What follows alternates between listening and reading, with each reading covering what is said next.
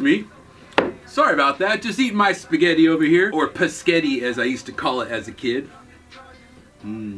I love leftover spaghetti. It's always better the next day, isn't it? Excuse my digression there. We're going to be doing the Molotow rollerballs. And, you know, these things are... Some people like the rollerballs, some people don't like the rollerballs. I think rollerballs serve a purpose. You know, whenever you're dealing with like a rough surface or hard to ride on places, that's where the rollerball shines. You know, so untreated wood, you know, like telephone poles, plywood that's not painted on. You know, things like that. That is where you want to use the rollerball, or rough concrete. Places where a regular mop nib just doesn't dare to tread. You know what I'm saying? So what we're going to do today is do a quick little review on the rollerballs. And we're also going to try out this new alcohol-based permanent ink. So why don't we go out and try a few surfaces out.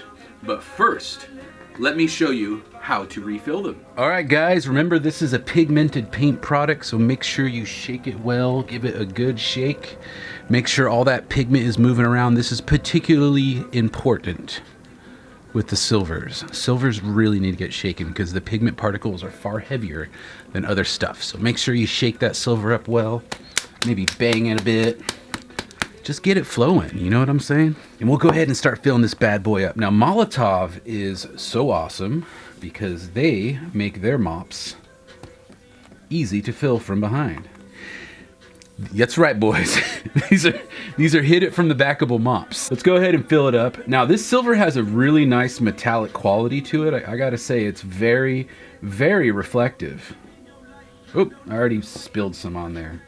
Let's get a nice close-up here so you guys can see how nice and silvery it is. This silver has a really nice reflective quality, so if you're doing fine art, murals, or you just want a nice bling in silver, look no further. This stuff really looks like chrome. Now the main advantage of a rollerball over a mop is the ability to use it on a rough surface that would normally, you know, tear the nib of a mop, or if it doesn't tear it, you know, it just won't write very smoothly.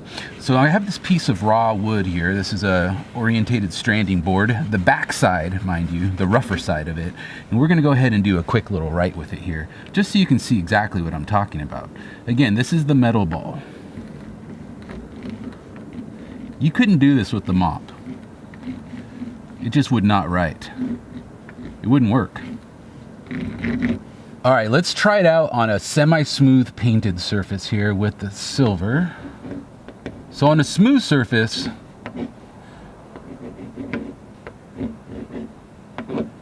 it doesn't have the same flow as a mop, but it has its own character. Now, whether you like that or not is up to you. All right, let's try it again.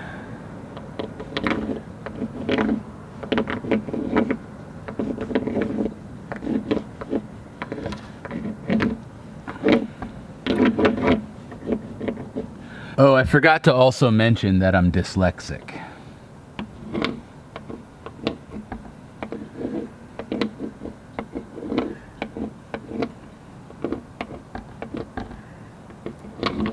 Just throwing that out there. But again, I think where these markers really shine are on rough surfaces. You couldn't do this with a regular marker. It just would not work on here.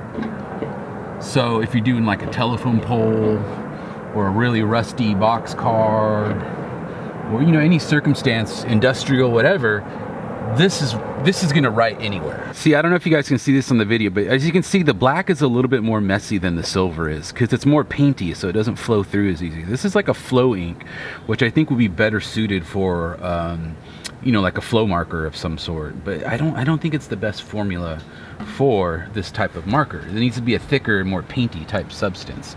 Let's do another black tag here really quick. Don't get me wrong, it definitely drips nice, and I know you guys love drips. It's still very opaque, but I think I would want something just slightly thicker for this particular marker.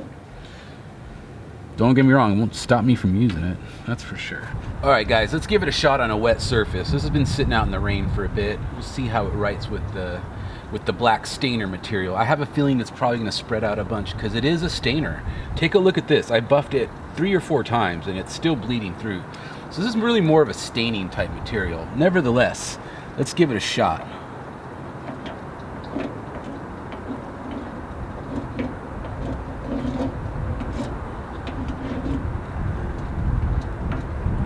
Whoa, look at the bleed coming through there. It's like, it has that yellow tinge like the Speed Flow does. That's very interesting. There's something in there. That's what's making it stain. It's got that Speed Flow type of stuff going on in there. I don't know what it is they're adding to it, but man, does it make stuff stain. Interesting to see the water making it break out like that.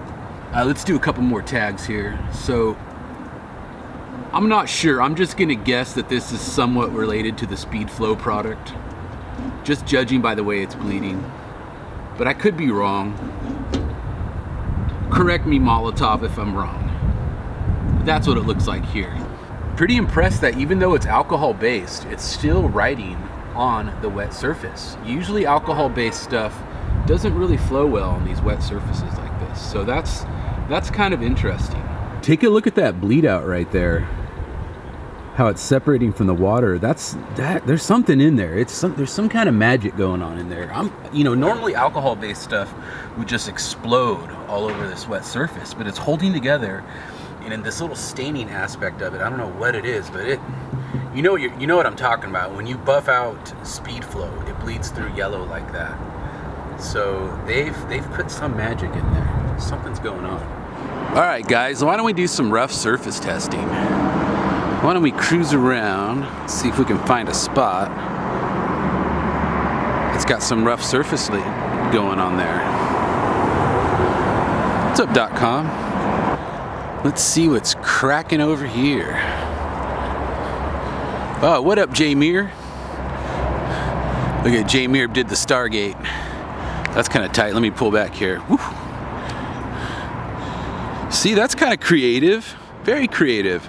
Shouting out the hood. I like that, J-Mir. Good job, man. All right, let's go in and find a rough spot. Actually, it's very rough. That's really rough. Quick little hit off on this rough surface here. As you can see,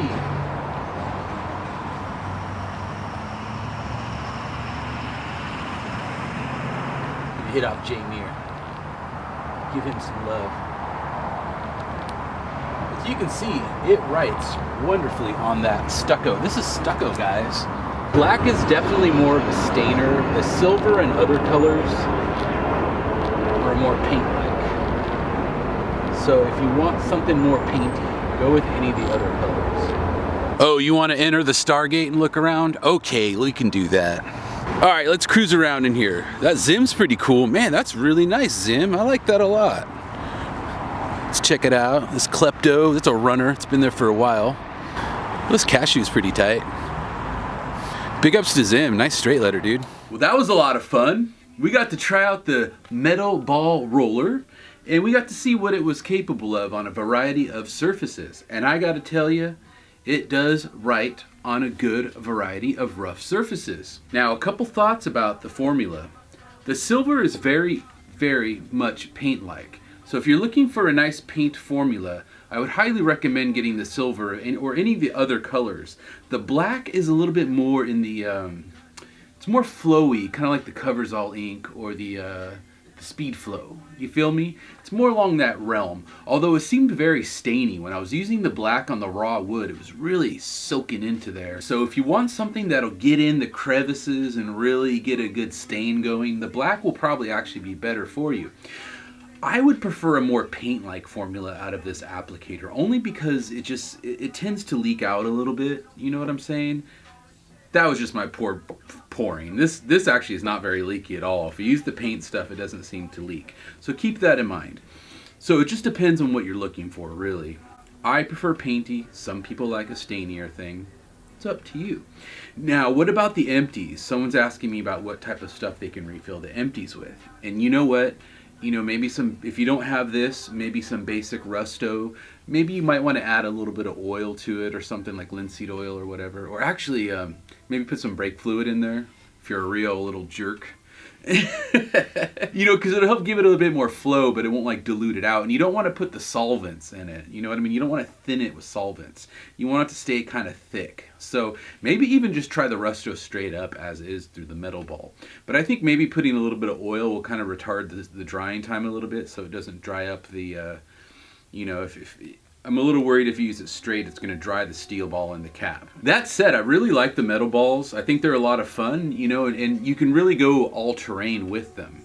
So that's kind of what makes them really cool, is they're an all-terrain type of marker.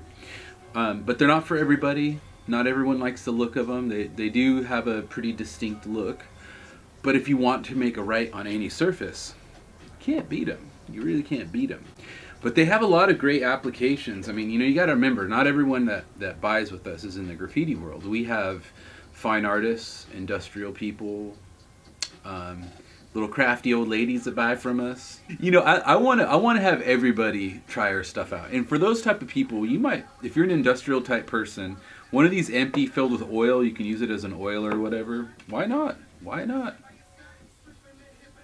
I want you to have the supplies that does what you need it to do, no matter who you are. Unlike other people, I don't discriminate.